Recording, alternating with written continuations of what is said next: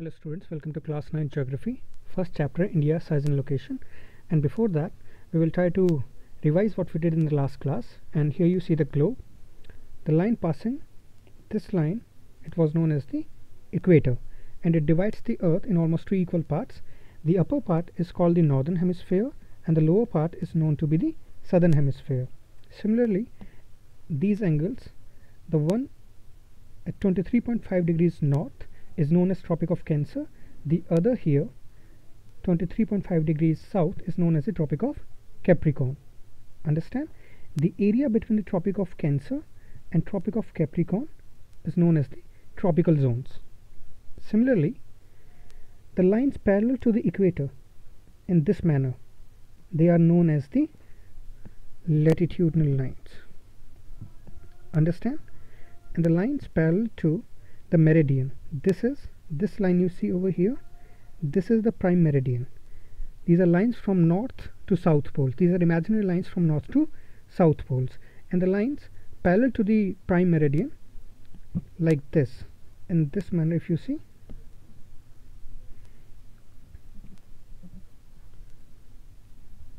this manner, these are called longitudinal lines. Okay, well, for more details you can always switch to the last video. And now we will come back to our chapter India size and location. Okay, so this chapter is quite factual. Okay, there are facts to be remembered from this chapter. We've already come to know the fact that India lies in the northern hemisphere. Similarly, we have got longitude and we have got latitude. Understand? Longitude, you know, we talked about these were the vertical lines, latitudes were the horizontal lines over the plane. Understand? The longitude goes from 68 degrees 7 minutes east and covers till 97 degrees 25 minutes east. Okay, similarly, latitude from 8 degrees 4 minutes north to 37 degrees 6 minutes north. Here it is. Understand? If we move on to page number 3, I guess, here it becomes even more clear. For reference, I'll just do it again. You see this line over here, this line is the Tropic of Cancer at 23 degrees 30 degrees north. See, 23 degrees 30 minutes north, this is the Tropic of Cancer, and this divides India in almost 3 equal parts. Other than that, over here in the southeast, as you can see, we have got the Bay of Bengal and this group of Andaman Nicobar Islands over here. On the southwest we have got Lakshadweep, okay, and the Arabian Sea. This is very factual, nothing new. I'll just write it again over here. In the southeast we have got Andaman and Nicobar groups of island in the Bay of Bengal. Similarly, in the southwest we can see here we have got Lakshadweep Island in the Arabian Sea. I hope this is clear to you. Yeah. Other than that, we will now try to cover a few more facts about India. Okay, let's talk about the size. When we talk about the size, India has a land area of 3.28 million square kilometer. See this, 3.28 million square kilometer, and this area is roughly 2.4% of the globe's area, of the total world area, due to which India is 7th largest country in the world. Have any idea of the ranking? I can tell. Let's see. At the top is Russia. After that comes Canada. Then we have got USA. We have got China as well. After that comes Brazil. After that comes continent, country, anything, Australia, and then comes India. Okay, I hope that you will try to remember this, and many of you already know this. Other than that, a few more facts about India. That India has a land boundary of 15,200 kilometers. Other than that, we have a coastal line. It gives us quite a lot of advantages that we will later on cover, of 7,516.6 kilometre. Okay, और एक बात समझ के चलना कि बच्चों ये जो कोस्टल लाइन है, this includes our islands as well. Okay, Andaman Nicobar islands की कोस्टल लाइन, लक्षद्वीप की कोस्टल लाइन ऑलरेडी इसमें इंक्लूडेड है. Other than that, let's move on and again go back to this. See, in the northern part, as you can see, what have we got? We have got here, these are called, this is here precisely the Himalayan range. Okay, and in the book, as it says, this has been called as young fold mountains. So अगर मैं आपको बताऊं what are young fold mountains, like young समझ आता होगा.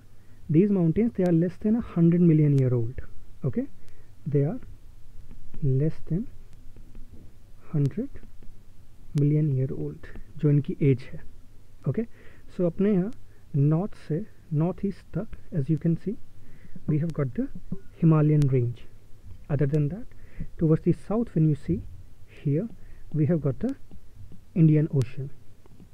Okay, and as you can already see that from north to south, here north, some from Srinagar till south Kanyakumari, the length which is extended is 3,214 kilometers. Here, see this, 3,214 kilometers. Similarly, from Gujarat over here to Arunachal Pradesh over here, the length is 2,933 kilometers. Okay, one more interesting fact over here which is to be covered is that, see this, that from Arunachal Pradesh, I think I said Andhra Pradesh, sorry for that, it's Arunachal Pradesh to Gujarat, the distance was 2,933 kilometers. Okay, and there's a time lag of 2 hours. Okay, now you need to see this line as well, this line over here. You see this standard meridian, this line, this is standard meridian. Standard meridian kya hai? I had already told you, these imaginary lines coming from north to south pole, they are known as meridians. Okay, and this again is a meridian, and this has been known as the standard meridian, and it somewhere is at 82 degrees 30 minutes east. Okay, there was also a question over here in NCERT. Where's that? We'll try to find it out. Yes, here it comes, that why 82 degrees 30 minutes east has been selected as the standard meridian of India.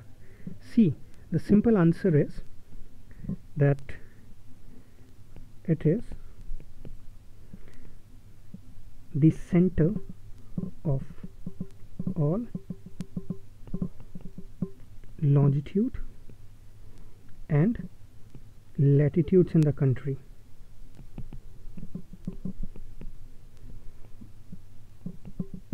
तो क्या सोचा गया कि एक central perspective लिया जाए, इसीलिए standard meridian lies here. You see this area is somewhere the Uttar Pradesh, और ये उत्तर प्रदेश में यहाँ कहीं मिर्ज़ापुर से पास होती है.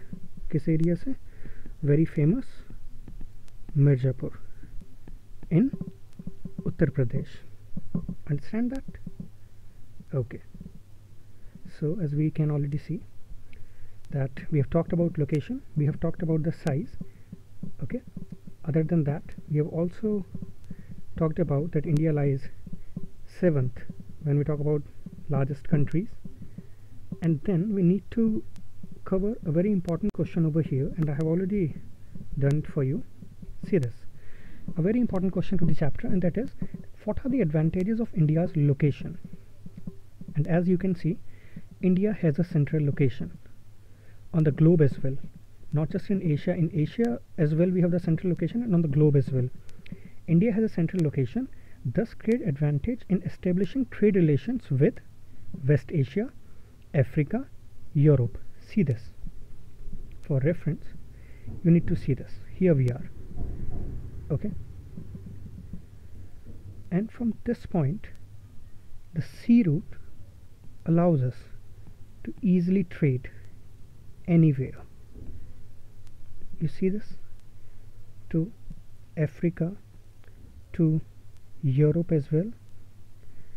And India has a central location. This great advantage in establishing trade relations with West Asia, Africa and Europe.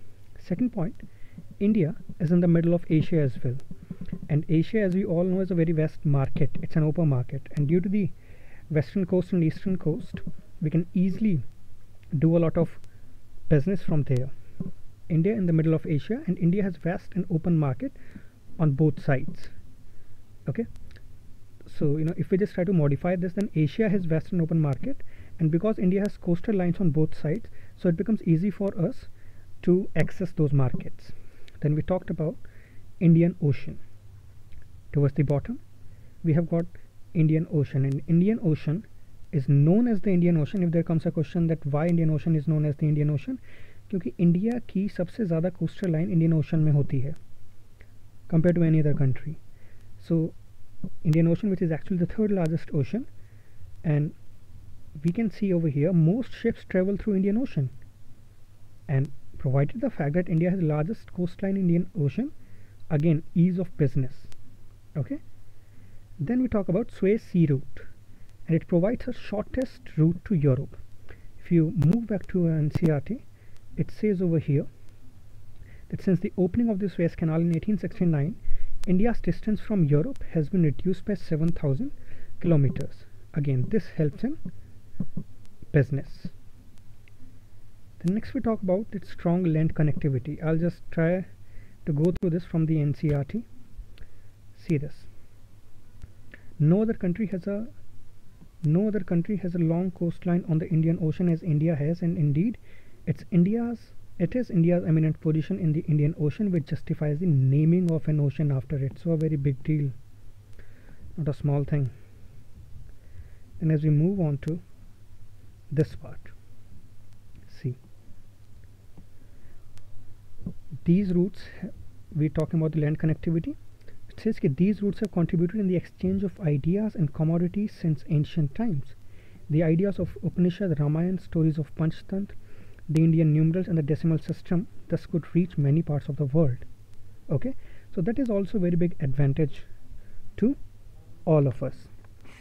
Now there's something else that we also need to understand, and that is our neighboring countries.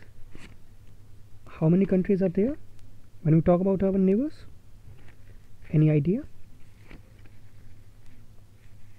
So India has got 9 neighboring countries to be precise. Okay, and here they say India shares its land boundaries with Pakistan, Afghanistan, Northwest, here in Northwest is China, Nepal, Bhutan, Myanmar, and Bangladesh in the east. And towards in the south we have also got Sri Lanka and Maldives. Okay, so that's it in the chapter. As you can see, Sri Lanka and Maldives over here. Sri Lanka is separated from India by a narrow channel of sea formed by Pak Strait and the Gulf of Mannar, while Maldives Islands are situated to the south of Lakshadweep Islands, as you can see over here again. Here they are. Here is Sri Lanka, here the Maldives. There is a group of islands. India has had strong geographical and historical links with their neighbors. Look at the physical map of Asia, that you can always do, and we will do in the class as well. For now, we are done with the chapter, and just revise it, and if you have got any doubts, then we can discuss them later.